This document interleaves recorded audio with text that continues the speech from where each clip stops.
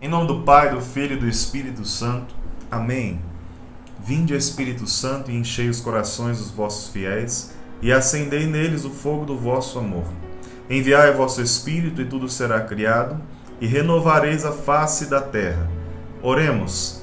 Ó Deus, que instruístes os corações dos vossos fiéis com a luz do Espírito Santo, fazei que apreciemos retamente todas as coisas, segundo o mesmo Espírito, e gozemos sempre da sua consolação. Por Cristo Senhor nosso. Amém. Nós vos suplicamos, Espírito Santo de Deus, no início de mais um curso de formação, que a tua graça nos acompanhe, nos sustente, abra a nossa mente, o nosso intelecto e o nosso coração, para nós fazermos esse mergulho na tua palavra divina e crescermos na fé, crescermos no conhecimento de ti, da tua Sagrada Escritura, para sermos homens e mulheres a cada dia mais íntimos de ti. Que a Virgem Santíssima interceda por nós, a Senhora do Apocalipse, a mulher que pisa na cabeça da serpente, que interceda por nossa vida e esmague a cabeça da serpente, que tenta muitas vezes matar, roubar e destruir a nossa fé. Ave Maria, cheia de graça, o Senhor é convosco. Bendita sois vós entre as mulheres, e bendito é o fruto do vosso ventre, Jesus. Santa Maria, Mãe de Deus, rogai por nós, pecadores, agora e na hora da nossa morte. Amém. Glória ao Pai, ao Filho e ao Espírito Santo, como era no princípio, agora e sempre. Amém.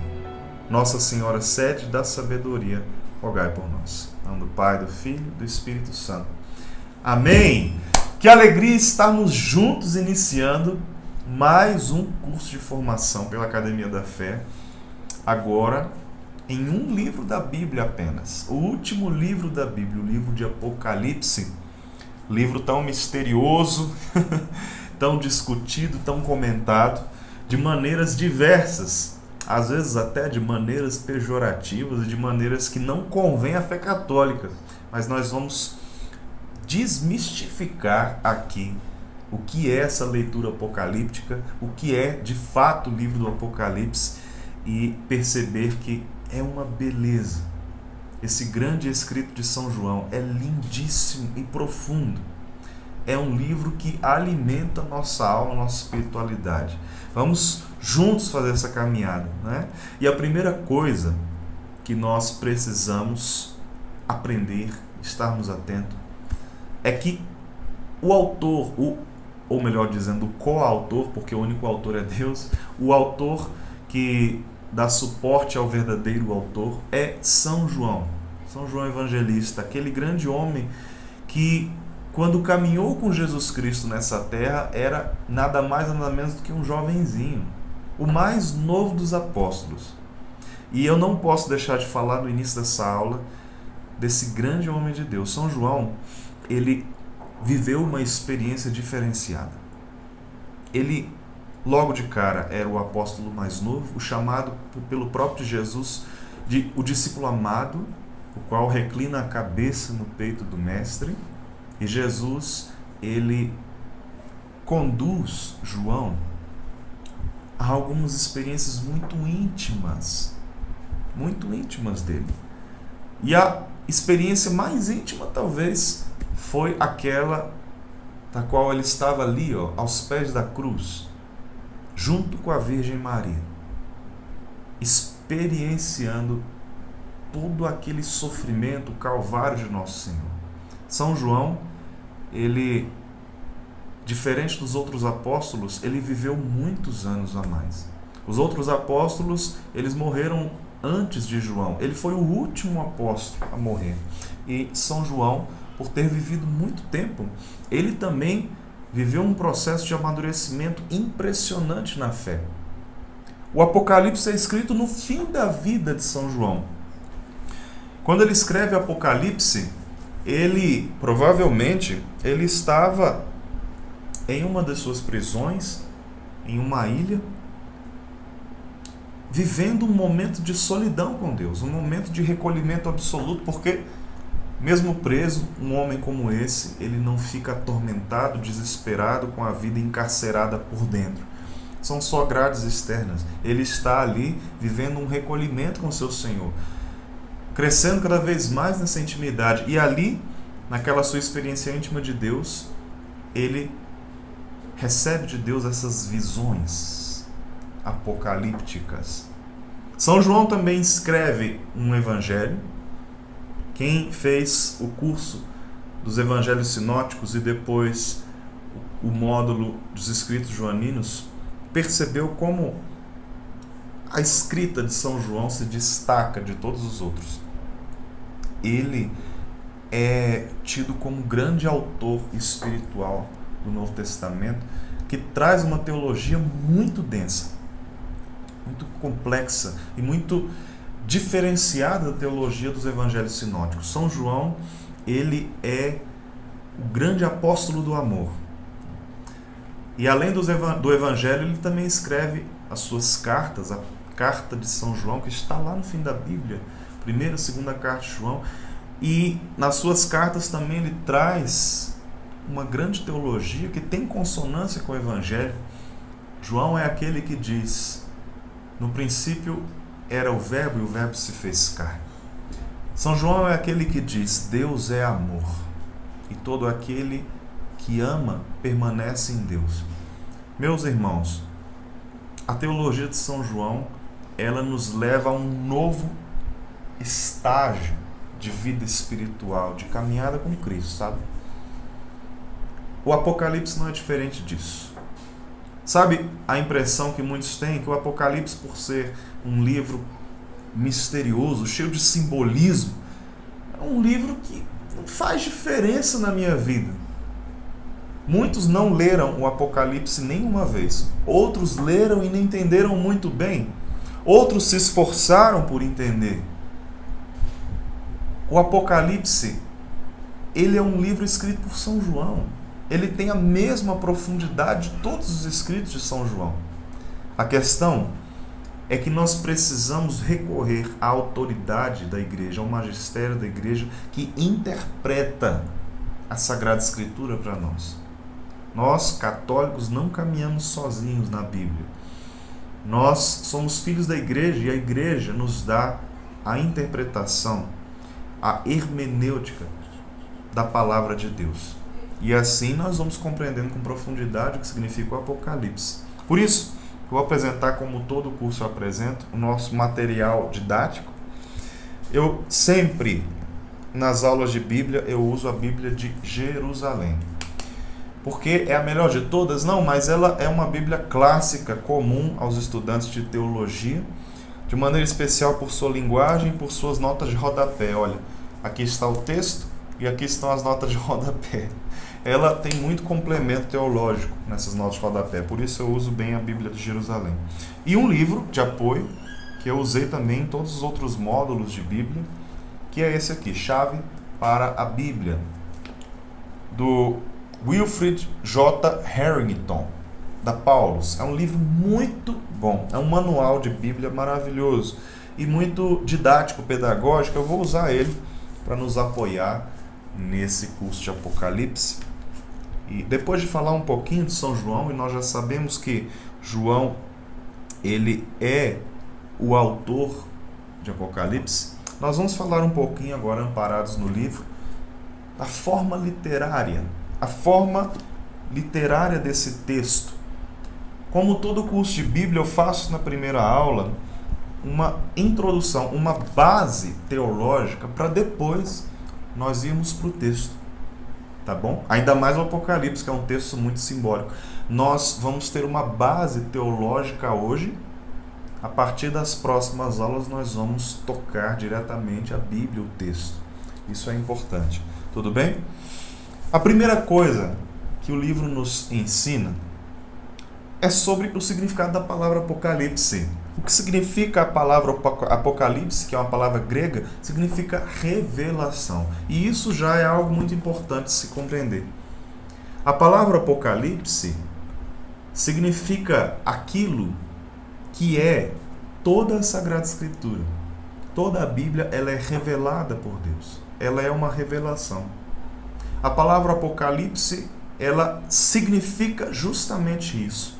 revelação, para dizer que Deus revela uma verdade através de uma linguagem misteriosa, simbólica. Eu não vou me atentar aqui a um tema que eu trabalho lá no primeiro módulo de Bíblia do Pentateuco, que são os gêneros literários. Mas nós aprendemos da igreja que a Bíblia inteira está cheia de gêneros literários, gêneros de discurso, que são formas de se escrever um texto.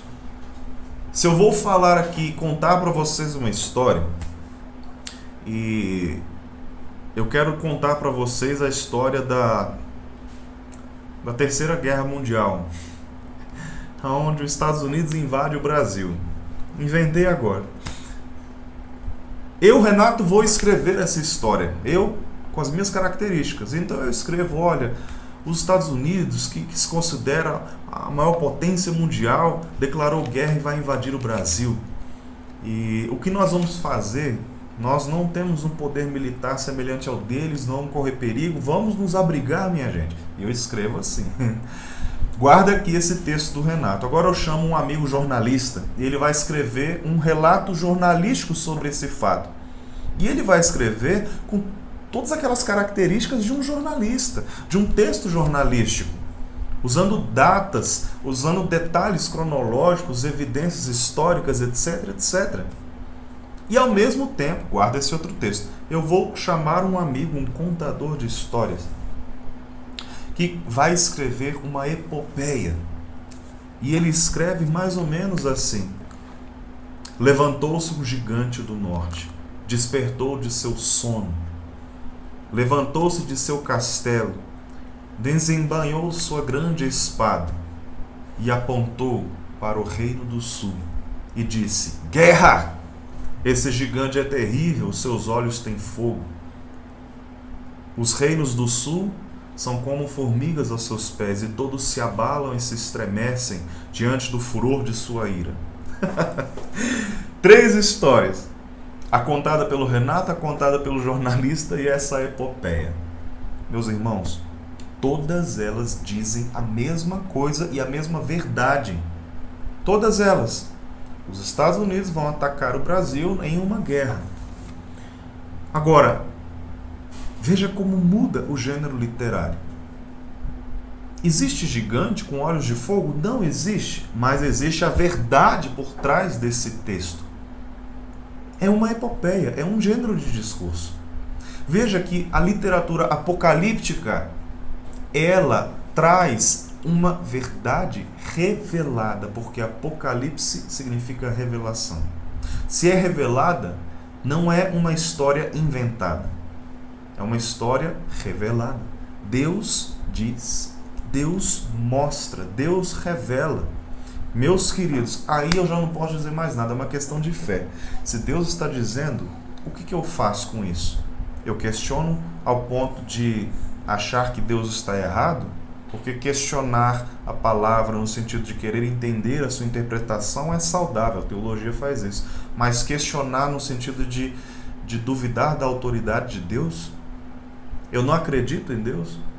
Ou então, eu faço o que com isso? Eu me revolto com Deus, ou então eu invento qualquer coisa ao ler esse texto?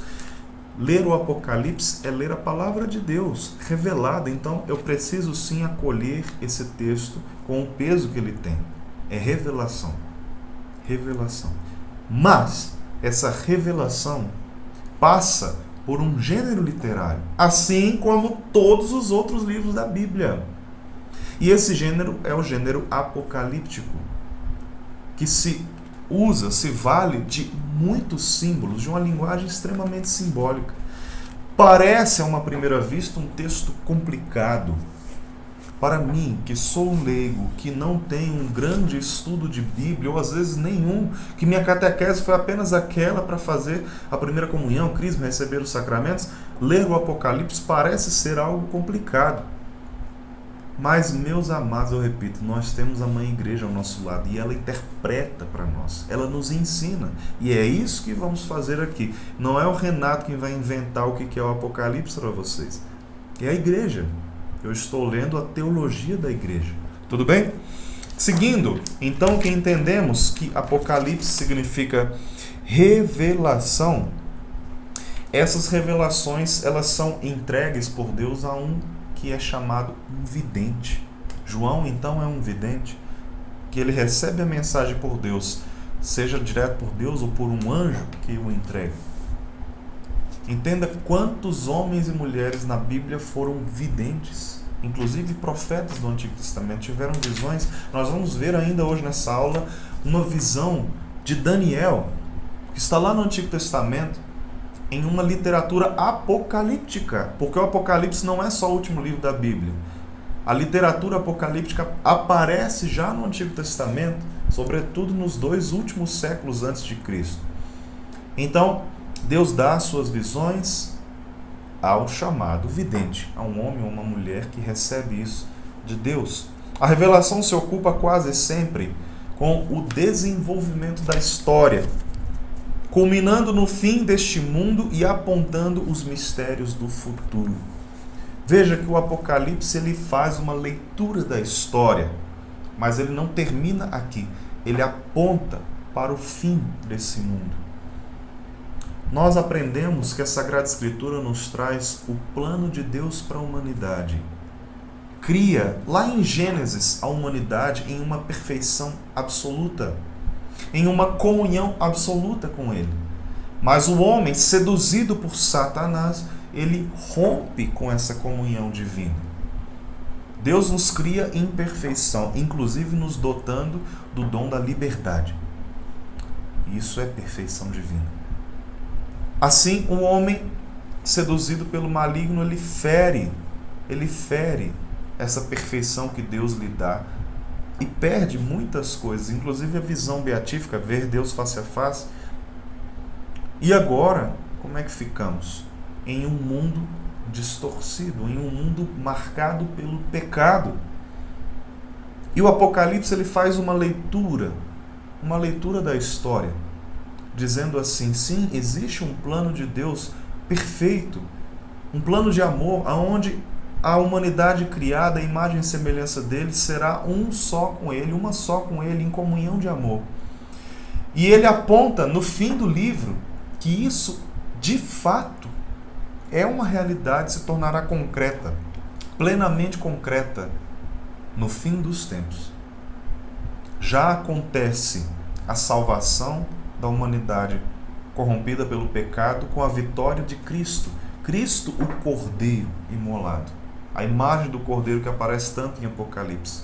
Mas, na sua segunda vinda, um novo céu e uma nova terra, está lá em Apocalipse 21, 22, estarão agora presentes, é a plenitude total na segunda vinda de Cristo, é a ressurreição final. Isso é a nossa doutrina e aprendemos isso deste bendito livro de São João. Tudo bem? Portanto, o Apocalipse é um livro revelado que faz uma leitura da história e aponta o fim último, o ponto final, a segunda vinda de Cristo. Tudo bem? A história é revelada em símbolos e encontra o seu termo na época do verdadeiro autor, São João. Ou seja, ele faz uma leitura da história do Antigo Testamento que culmina no fim, na história que é relatada em Apocalipse, na história atual da época de São João. Ou seja, São João ele vive uma época de perseguição do Império Romano. E o livro do Apocalipse vai terminar o seu relato simbólico trazendo à tona essa história que São João vive. A grande besta do Apocalipse, é esse Império Romano que está matando os cristãos. Mas a teologia católica nos ensina, assim como todos os outros livros da Bíblia, o livro sagrado ele tem um contexto histórico para aquele tempo, mas por ser palavra de Deus é palavra eterna. Então, ao mesmo tempo que aquele livro é direcionado àquele contexto de São João, perseguição do Império Romano, ele é direcionado a todos os tempos. quem é o novo império romano que está hoje matando os cristãos. Nós podemos ser aqui profetas e dizer algumas coisas. Você não concorda comigo que se eu disser para você que o comunismo é um novo império romano que persegue e mata os cristãos, você não acha isso razoável? Porque de fato isso acontece. Cristãos hoje sendo perseguidos, mortos por esse maldito sistema comunista. E por aí vai. Não vou me estender no exemplo, mas você me entende bem. Então, a leitura do Apocalipse ela é feita num contexto histórico de São João, mas ela pode ser lida na nossa atualidade. Isso a teologia nos ensina, sobretudo porque é palavra de Deus. Tudo bem? O Apocalipse termina com a predição do iminente juízo escatológico e o advento de uma felicidade sem fim. Veja, o que significa o juízo escatológico? Escatologia significa o final dos tempos. O juízo de Deus no fim dos tempos. Jesus virá para julgar, separar o joio do trigo no fim dos tempos. Essa doutrina que você já sabe, da segunda vinda de Jesus, ela é revelada aqui no Apocalipse. E ele continua o nosso livro. O objetivo do Apocalipse é mostrar, então, a providência de Deus em ação na história. Nascido em tempo de crise, inspirava esperança e confiança nos leitores. Olha que interessante. João vive um momento de crise. O cristianismo vive um momento de crise, de perseguição, de martírio. Assim como no passado, o povo de Israel viveu crises profundas, de maneira especial no exílio da Babilônia, Apocalipse ele fala que Roma é a nova Babilônia. O Império Romano é a nova Babilônia que vem perseguir e matar o povo de Deus, agora os cristãos. E é interessante que ele traz uma linguagem de esperança. Ele faz em todos os seus capítulos essa leitura da história, dizendo que sim, muito cuidado, porque o povo de Deus se corrompeu no pecado. E depois o Império Romano está agora dilacerando a todos nós. Mas no fim do livro, uma esperança perfeita, uma felicidade plena. Por quê? Porque o Cordeiro imolado é maior do que todos os reis da terra. E ele virá, ele nos trará um novo céu e uma nova terra. Olha que coisa linda. A Jerusalém celeste, a cidade santa. É maravilhosa. Você, entendendo o Apocalipse, termina a leitura de Apocalipse com uma grande capacidade de respirar profundamente e dizer: Amém, Senhor. Eu creio no paraíso. Nós recebemos no batismo os grandes dons, grandes virtudes teologais, a fé, a esperança e a caridade. Ler o Apocalipse é nutrir a esperança, é nutrir a fé e nutrir o amor a Deus. É maravilhoso mesmo. Podemos dizer de modo geral que a finalidade do Apocalipse era manter viva a esperança em Deus e lembrar aos homens que Deus detém o controle da história. Olha como isso é forte. Deus detém o controle da história. Fazendo a leitura histórica que há no livro do Apocalipse, nós vamos perceber que mesmo a humanidade pecando, errando, falhando muitas vezes, Deus detém o controle, o domínio da história. Deus é Senhor e Rei. Todos esses títulos que nós damos a Deus na igreja, que estamos acostumados a rezar, eles aparecem aqui na Sagrada Escritura. E Deus é o Senhor e Rei da história. Ele tem o controle de tudo em suas mãos. O triunfo de Deus, ele é absoluto, não é um triunfo parcial. É absoluto, é eterno. Por quê? Só num mundo em que a sua vontade é perfeitamente cumprida, ou seja, o reino de Deus é plenamente vivido e ele é instalado plenamente, só aí é que a felicidade pode atingir uma plenitude. Veja como o mundo nos prega a felicidade parcial, na busca pelo prazer sem sentido, pelo ter sem sentido, pelo poder sem sentido, mas somente Deus nos garante uma felicidade total. Isso é motivo de nossa esperança. O Apocalipse, ele é um livro belíssimo porque ele traz essa tônica da esperança messiânica. As revelações de um Apocalipse são feitas por intermédio de visões que o vidente descreve em linguagem convencional. Temos assim imagens, símbolos, números, muitos números, de maneira especial o número 7, por exemplo, o número da perfeição. Tudo, ou quase tudo, em um Apocalipse é simbólico. Embora os pormenores dos símbolos nem sempre tenham importância e não convenha insistir neles indevidamente, é absolutamente necessário que se compreenda corretamente esse processo. Agora, meus caros, nós vamos tocar um pouco a palavra para fazer uma experiência muito interessante. Eu quero que desmistifique, quebre aí na sua cabeça essa preocupação com os símbolos. Tudo bem? Não se preocupe, porque a própria Bíblia se explica. O que a teologia faz? Ela lê a palavra, estuda a palavra e interpreta o que a própria palavra está dizendo. Tudo bem? Interpreta pela luz do Espírito Santo. Abra comigo lá no Antigo Testamento, o livro de Daniel. Tá bom? Daniel capítulo 7. Corra comigo, está lá no bloco dos profetas. Nós vamos ler um trecho um pouco grande aqui, mas você vai ver que vale a pena. Tudo bem? Nós vamos ler Daniel capítulo 7. Abriu? Eu vou lendo aqui e você me acompanha. No primeiro ano de Baltazar, rei da Babilônia, veja, nós estamos no contexto da dominação da Babilônia. O terrível império que massacrou o povo de Deus, que levou o povo de Deus para a escravidão. No primeiro ano de Baltazar, rei da Babilônia, Daniel, estando em seu leito, teve um sonho. E visões lhe assomaram à sua mente. Ele redigiu o sonho por escrito. Eis o começo da narrativa.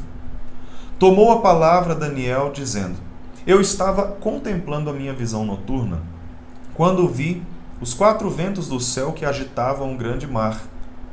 E 4 feras monstruosas subiam do mar, uma diferente da outra. A primeira era semelhante a um leão com asas de águia. Enquanto eu o contemplava, suas asas lhe foram arrancadas, e ele foi erguido da terra e posto de pé sobre suas patas, como um ser humano. E um coração humano lhe foi dado. Para um pouquinho aqui. Veja que visão complexa. Uma fera, semelhante a um leão com asas, e as asas são arrancadas, de repente ele tem pele, parece um ser humano misturado com um leão. Um parêntese. A igreja, a teologia nos ensina, eu vou ler isso mais adiante no próprio livro, que é complicado você ler a leitura apocalíptica tentando imaginar aquela imagem que está descrita no texto assim como ela é. Uma leitura plástica do texto. Você está lendo e tentando imaginar como que é um meio homem, meio leão, tinha asa, corta asa. O que a teologia vai nos propor, nos ensinar? Que nós devemos fazer uma leitura intelectual do texto e não imaginativa desse desenho que está sendo descrito aqui. Ou seja, eu tenho que me atentar ao significado da coisa, ao significado do que é esse leão em formato de gente, e não como que é plasticamente essa imagem. Isso é o que menos importa. O que mais importa é o significado desse símbolo, dessa imagem simbólica. Tudo bem? Vamos seguir. Versículo 5. Apareceu a segunda fera, completamente diferente, semelhante a um urso, erguido de um lado e com 3 costelas na boca entre os dentes. E a este diziam: levanta-te, devora muita carne.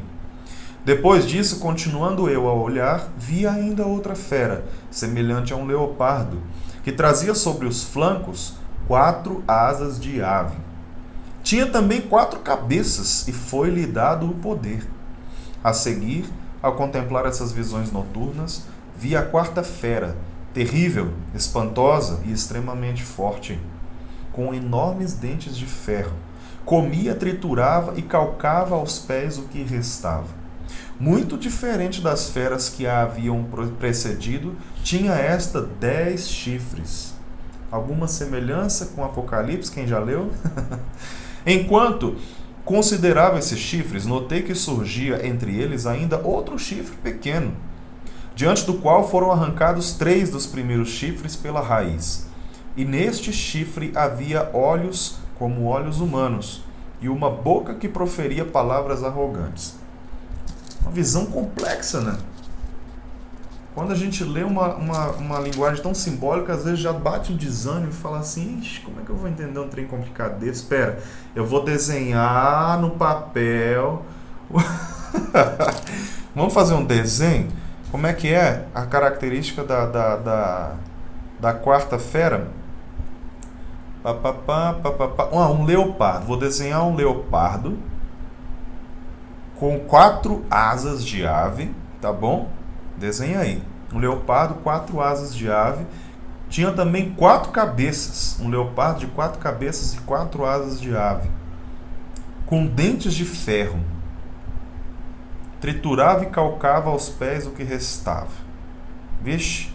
Enquanto considerava esses chifres, notei que surgia entre ele ainda outro chifre pequeno. Aí você bota mais um chifre pequenininho no seu desenho, tá bom? Diante do qual foram arrancados 3 dos primeiros chifres. Pega a borracha e apaga 3 aí que você tinha desenhado, para ficar bem certinho. E neste chifre havia olhos como olhos humanos. Credo, que coisa horrorosa, né? Dá para imaginar um desenho animado legal, né? Como eu disse, o que é o importante aqui é nos atentarmos à imagem plástica da coisa? Não, ao significado do texto. Nós vamos pular desse versículo 8, aí onde estávamos, lá para o versículo 15. Daniel 7, versículo 15, pula aí comigo. E ele já traz aí a interpretação. Ele tem outras visões aí na frente, do versículo 9 ao 14, mas nós vamos pular, só para te dar esse exemplo. No versículo 15 diz assim: Eu, Daniel, fiquei inquieto no meu espírito, e as visões de minha cabeça me perturbavam. Claro que perturbam. Uns bichos feios desses na cabeça, né? Como é que não... Aproximei-me de um dos que estavam ali presentes e pedi-lhe que me dissesse a verdade a respeito de tudo aquilo. E ele me respondeu, fazendo-me conhecer a interpretação dessas coisas. Essas feras enormes, em número de 4 feras, são 4 reis que se levantarão da terra. Me importa se tem um bocado de olho no chifre que arrancou, que colocou, que tem um pequeno, que tem uns grandes. Não, importa saber que eles são 4 reis. Se você voltar comigo lá no texto, aqui na Bíblia de Jerusalém, ele tem a nota de rodapé. E olha só que interessante. A primeira fera, que era semelhante a um leão, na nota de rodapé C, diz que é o Império da Babilônia. Essa é a primeira fera. O primeiro grande rei que se levanta contra o povo de Deus, o rei Nabucodonosor, rei da Babilônia. Depois, na outra nota de rodapé, a segunda fera é o reino dos Medos. A terceira fera, o reino dos persas. E a 4ª fera, diferente de todas as outras, maior, mais assustadora que as outras, qual que é? O reino de Alexandre o Grande, o reino dos gregos. Quem fez os módulos anteriores comigo vai lembrar disso. Babilônia foi terrível, um leão em formato de homem que devorou tudo, botou o povo exilado na Babilônia. Mas o quarto rei que se levanta pior do que todos os outros é o rei Alexandre, o grande general Alexandre o Grande, o reino da Grécia, muito maior que a Babilônia. Então veja que o próprio livro, o próprio texto bíblico explica o símbolo. Da mesma forma, o Apocalipse do Novo Testamento. Esse texto de Daniel é um Apocalipse, é uma leitura apocalíptica. A questão é que o livro do Novo Testamento recebe o próprio título do gênero literário, Apocalipse. Muitos dizem assim, Apocalipse de São João, porque é um gênero literário, é um Apocalipse. Esse é Apocalipse de Daniel, entende? Apocalipse de São João. Eu vou seguir aqui ainda no capítulo 7, versículo 17. Essas feras enormes em número de 4 são 4 reis que se levantarão da terra. Os que receberão o reino são os santos do Altíssimo, ou seja, o povo de Deus, que herdarão a terra prometida, e aqueles 4 reis se levantarão para dominar a terra prometida. Tudo bem? Muito bem. Depois você pode ler com calma Daniel 7, 8, você vai ver detalhes dessa visão apocalíptica. Mas agora nós vamos direto para o nosso querido Apocalipse.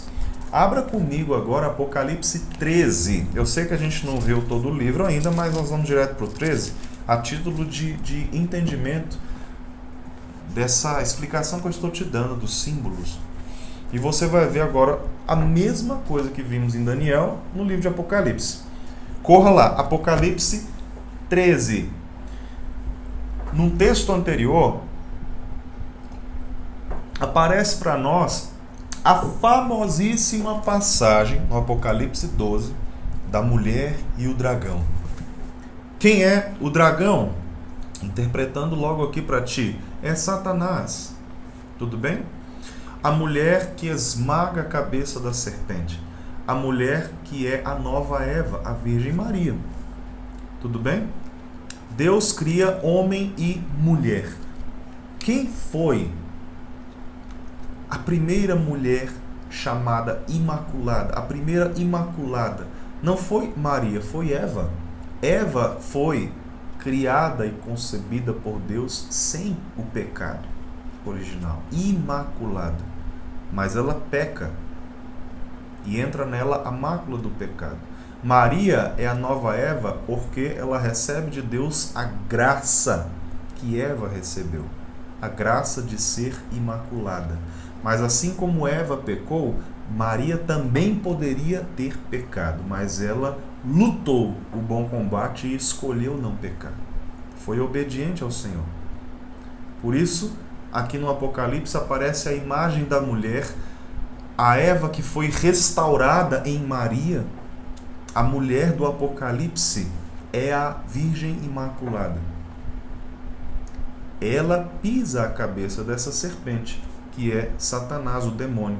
A serpente, que é aquela mesma serpente que aparece lá no Gênesis.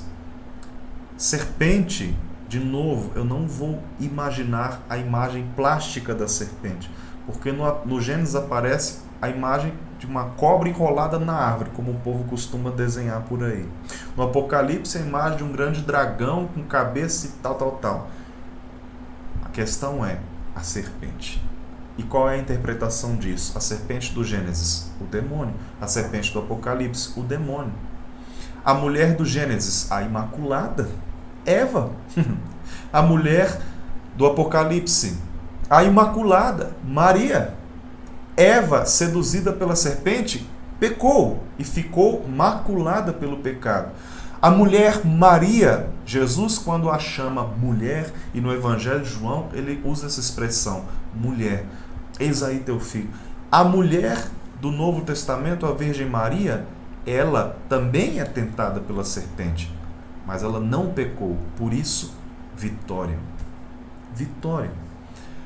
Depois desse texto belíssimo, do capítulo 12 de Apocalipse, nós chegamos ao capítulo 13. E você lê comigo agora no capítulo 13 assim. Visões de São João, agora não mais visões noturnas de Daniel, sonhos de Daniel, mas agora a visão de São João. Vi então uma besta que subia do mar. Tinha 10 chifres e 7 cabeças. Sobre os chifres havia 10 diademas, e sobre as cabeças um nome blasfemo. A besta que vi parecia uma pantera. Os pés, contudo, eram como os de urso, e sua boca como a mandíbula de leão. Olha que imagem complexa, né? E o dragão, a serpente, o dragão lhe entregou seu poder, seu trono e grande autoridade. Eu já vou pular para a interpretação aqui para você. Existe então um dragão, ou chamada a antiga serpente. O dragão entrega o seu poder, o seu trono e sua autoridade para quem? Para essa besta, que parece aí uma pantera. Tudo bem? Perceba o que está acontecendo aqui. O dragão, o demônio, entrega o seu poder para essa besta.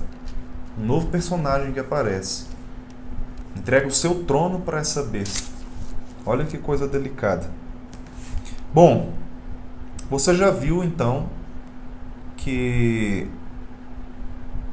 a besta, ela é um outro ser diferente do dragão, e ela tem todos esses detalhes de cabeças, de chifres, de diademas, etc.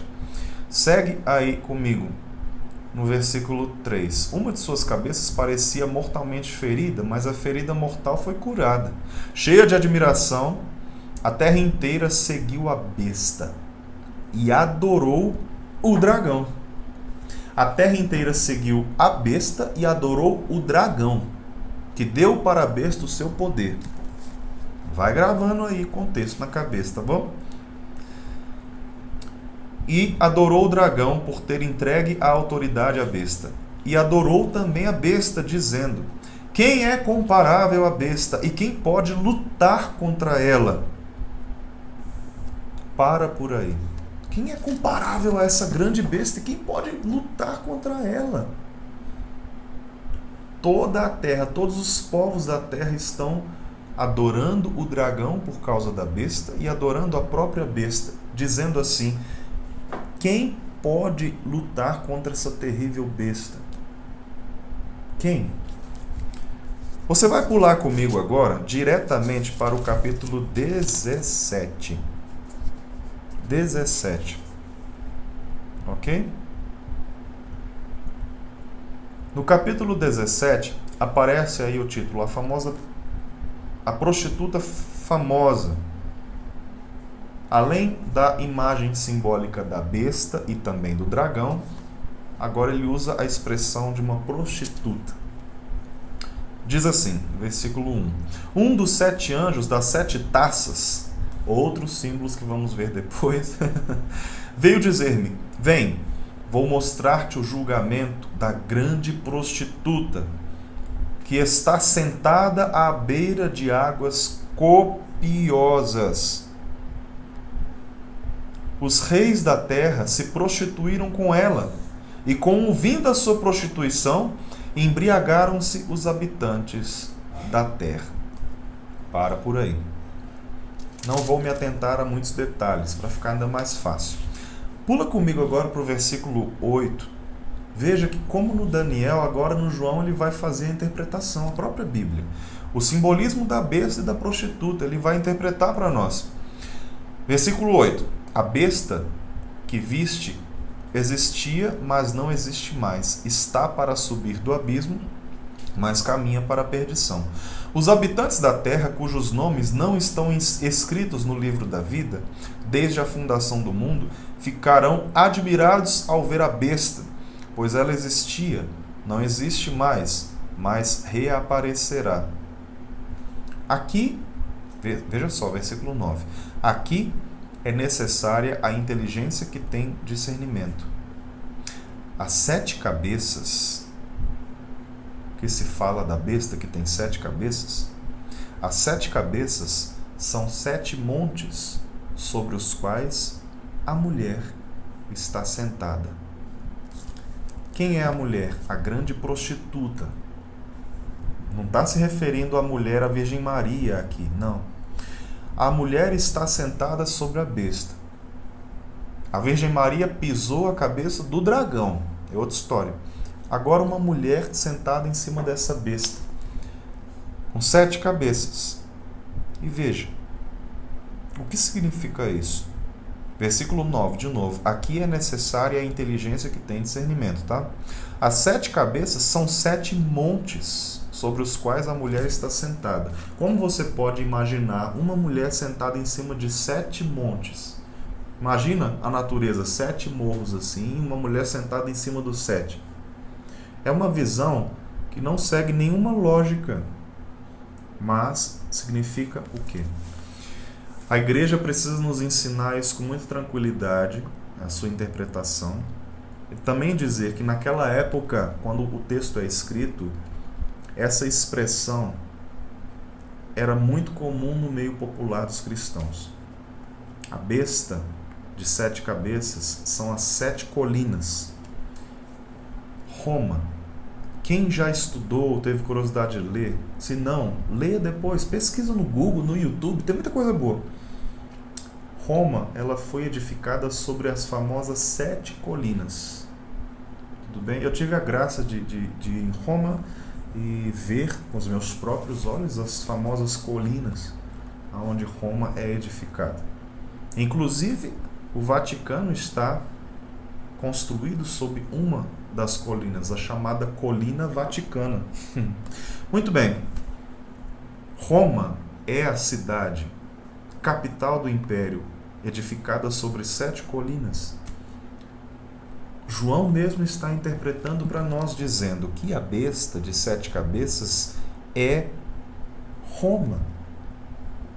Que essa mulher sentada sobre 7 colinas é a prostituta. Roma, ela, edificada sobre 7 colinas, ela é como uma prostituta. Se prostituiu ao demônio, ao dragão, que lhe conferiu o seu poder e, aproveitando o seu poder, ela dominou todos os reinos da terra. É a dominação do Império Romano sobre todos os povos da terra. Está entendendo? O Império Romano dominou a todos e impôs a todos os impérios, a todos os reinos, o culto às divindades pagãs, principalmente o chamado culto ao imperador. O imperador começou a ser visto como um deus, ao ponto de dizer assim para o imperador: Kyrie Dominus. Deixa eu pegar até o livro aqui. Perdão, Kyrios, Caesar. Caesar é César. Kyrios é o Senhor. Nós não rezamos assim no ato penitencial. Kyrie eleison. Kyrie, Senhor, eleison, eleison. Piedade, tem de piedade. Senhor, tem de piedade de nós. Kyrios, Caesar. O que isso significa? Uma adoração a César. César é o Senhor. Como que você obriga um cristão a dizer Kyrios Caesar? Por isso o martírio. Porque Roma obriga os cristãos a adorar o imperador. E o próprio Jesus já respondeu isso. Dai a Deus o que é de Deus, dai a César o que é de César. A César você entrega o imposto, o dinheiro, o fruto do trabalho. A Deus você entregue a verdadeira adoração. Agora, Roma começa a impor: adore a César. O que um cristão autêntico faz? Não adoro nem a pau. Pode matar. Entende? O Apocalipse, ele está trazendo para nós aquele contexto de perseguição terrível. Hoje, nós também somos povo de Deus e também sofremos nossas perseguições. Aquilo que vamos aprender com a leitura do Apocalipse não é um mero aprendizado histórico, mas é um aprendizado de vida, minha gente, que deve mexer com a nossa vida. Eu só trouxe agora essa pequena análise entre Daniel e Apocalipse para você perceber como não é complicado quando a autoridade da igreja, o magistério da igreja nos explica, nos ensina. É muito bonito. É muito bonito entender o contexto histórico, a teologia do texto, para fazer uma leitura para a nossa vida pessoal. Eu vou traduzir aqui uma pequena hermenêutica aqui agora para você. Quem é uma grande besta que está dominando o mundo? O consumismo desordenado, fruto do capitalismo em que vivemos. O consumismo tem levado a nós cristãos a nos perdermos, a muitos de nós. O consumismo tem deixado a gente frouxo. Nós estamos na pandemia. As igrejas já foram reabertas, mas eu prefiro assistir uma missa sentado no meu sofá, confortável, porque eu estou supostamente protegido. Então é muito melhor assim. Ô meu irmão, e assim já tem 1 ano que você está justificando essa palhaçada de não comungar o corpo de Cristo. Você acha mesmo que participar da missa da sua casa é a mesma coisa? Ah, pelo amor de Deus. Não vou discutir mais isso, senão vou ficar bravo aqui. Mas preste atenção, no mundo de hoje existem as novas bestas do Apocalipse. E elas são sim influenciadas por Satanás, o grande dragão que empresta o seu poder para a besta. Veja, eu não duvido de que essa pandemia que estamos vivendo é também um atentado político, uma guerra biológica vinda da China, que é comunista. Eu não duvido que essa pandemia surgiu como um ato do comunismo, querendo dominar o mundo, que já é um mundo globalizado. E é muito sério essa coisa, gente. A gente tem que ter uma visão alargada, como católicos. A gente costumava dizer há uns anos atrás, poxa vida, olha para a Europa como está, que tristeza. O berço da igreja, Roma está lá, mas é um povo pagão, uma igreja fria, morta. Escuta só, não vai demorar para o Brasil virar uma nova Europa. Se eu e você não estivermos preparados para isso, nós vamos ser atingidos pela besta que tem chegado cada vez mais perto de nós. A besta do relativismo religioso, a besta do esfriamento da fé, da mornidão. Olha, eu digo de coração, não é por merchan, por propaganda. Como eu estou sofrendo para dizer aos meus irmãos católicos, não estou dizendo ao povo que está afastado da igreja, não, aos meus irmãos que são da igreja, das pastorais, olha, vamos estudar a Bíblia, vamos fazer um curso de formação, vamos crescer na fé. Não querem, porque tem o tempo todo ocupado pelo dinheiro, pela busca pelo dinheiro, ou pelo prazer, ou pela preguiça. E você acha que isso já não está entrando em cheio nas nossas igrejas? Claro que está. Então, eu digo tudo isso para você se convencer que estudar o Apocalipse, meus caros, não é só ampliar um conhecimento teórico da Bíblia. Agora eu sei do contexto histórico e do contexto teológico. Ótimo, acabou. Não. É também gerar conversão em mim e em você. Se você está aqui fazendo esse curso, mas não está à procura de conversão, muda de vida ou vai se perder. Para terminar essa aula, meus queridos, nessa introdução, nessa contextualização histórica, eu vou voltar para o meu querido livro Chave para a Bíblia. E vou falar um pouquinho para vocês como o livro nos traz, qual é o objetivo do Apocalipse. Ele diz assim: Apocalipse é, simultaneamente, ao mesmo tempo, declaração de fé cristã e manifesto contra o paganismo oficial de Roma. é uma declaração da fé cristã, é um testemunho da fé. Nós estamos no tempo do martírio. Ao mesmo tempo, o Apocalipse ele está declarando. Quando João escreve, ele escreve com a corda no pescoço. Está declarando a vitória do Cordeiro. Você imagina, em plena perseguição do Império Romano, veja, um paralelo, Pedro, logo após Pentecostes, com medo da perseguição, de ser preso, morto, ele prega, e mais de 3.000 conversões acontecem. Ele prega com a força de Pentecostes, dizendo assim: esse Cristo que vocês mataram, ele está vivo, ressuscitado, etc, etc. Pedro teve a força do Espírito e pregou assim.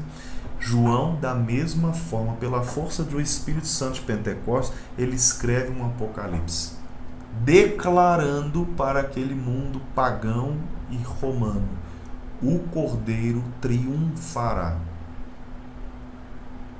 Isso é o seu atestado de morte. Veja como é forte a coragem de João, e o próprio escrito por si mesmo é muito forte. Imagine, porque a gente hoje, aqui no Brasil, vive um cristianismo muito tranquilo, muito pacífico, gente. Mas imagine se nós fôssemos cristãos lá na China comunista, aonde existe uma igreja controlada pelo Estado e existe os fiéis ligados ao Papa, a Roma, que celebram as missas nas escondidas. Uma igreja escondida dentro da China. Existe hoje a perseguição mesmo. Você imagina se nós vivêssemos aqui no Brasil esse contexto? É um drama. Para poder comungar o corpo de Cristo, eu corro o risco de ser preso e até morto. Será mesmo que a gente iria para uma missa assim? Uma pandemia aí, a gente com a igreja liberada já para ir na missa, a gente não vai. Imagina se corresse o risco de ser preso e assassinado pelo comunismo. Mas enfim, a mesma coisa, ou algo semelhante, está se vivendo aqui na época de João. O perigo de ser preso, condenado, morto, e além do mais, João já estava preso. Ele escreve e entrega aos cristãos, entrega às igrejas. Ânimo, coragem, deem a vida por Cristo, vão ao martírio, porque o Cordeiro é vitorioso. Veja a grande mensagem do Apocalipse. Quando a gente estudar todo o livro e meditar também na nossa leitura pessoal e espiritual, eu creio que o Espírito Santo nos dará também a mesma impressão que ele deu ao povo daquelas igrejas. Essa força, essa coragem, esse destemor, essa esperança profunda no Senhor. Esse é o primeiro objetivo do livro. Trazer para o povo de Deus, de todos os tempos, uma declaração de fé. E, ao mesmo tempo, um manifesto contra o paganismo romano. É um manifesto contra toda aquela situação imposta pelo Império Romano. É um livro para os corajosos. Esse é o objetivo do Apocalipse. No tempo de João, o perseguidor era o Império Romano, e para os fiéis da província da Ásia, o perigo mais instante era o culto de Roma e do imperador, como eu já disse a vocês. Eu concluo agora o finalzinho dessa aula com uma imagem que você vai ver aí, que significa a atual região aonde João está evangelizando. Olha aí na tela agora. Veja aí, as 7 igrejas da Ásia Menor. Tudo bem? Nós temos aí ao meio o mar Mediterrâneo. À esquerda desse mapa está a Grécia e mais à esquerda ainda Roma. À direita desse mapa está a Terra Santa, abaixo. E lá embaixo do mar Mediterrâneo está o Império do Egito, etc. Então nós estamos nessa região aqui: Pérgamo, Tiatira, Sardes, Filadélfia, Esmirna, Éfeso e Laodiceia. João está aqui preso na ilha de Patmos, bem aqui, perto já do continente. E ele escreve a essas igrejas, mas depois o seu escrito será espalhado para todas as igrejas. Tudo bem? Visualize esse mapa para você perceber, então. Existem várias igrejas já fundadas, por assim dizer, né? Constituídas pelos apóstolos, onde eles foram passando, pregando, formando as igrejas, e João vai escrever para essas 7 igrejas. Você vai ver que no início do livro, ele se dedica nos seus primeiros capítulos a algumas exortações a essas igrejas. Tudo bem? Fixe esse mapa porque nós vamos voltar nesse assunto na próxima aula. O livro ele começa dedicado a essas igrejas, mas nós sabemos depois que o seu escrito ele vai ser expandido para todas as outras igrejas, né? Para toda a igreja católica, por assim dizer, de todas as regiões. Vamos voltar aqui à tela agora para mim e vamos concluir a nossa aula. Então, nós entendemos assim que o Apocalipse de São João, ele tem todas essas estruturas e detalhes que eu lhes falei, sobretudo simbólicos, para nos trazer um novo ânimo para a nossa fé, uma nova esperança para a nossa fé. Tendo feito esse embasamento, nós vamos agora nos preparar para a segunda aula, onde veremos todo o roteiro do livro, o passo a passo, o esqueleto do livro do Apocalipse. Glória ao Pai, ao Filho e ao Espírito Santo, como era no princípio, agora e sempre. Amém.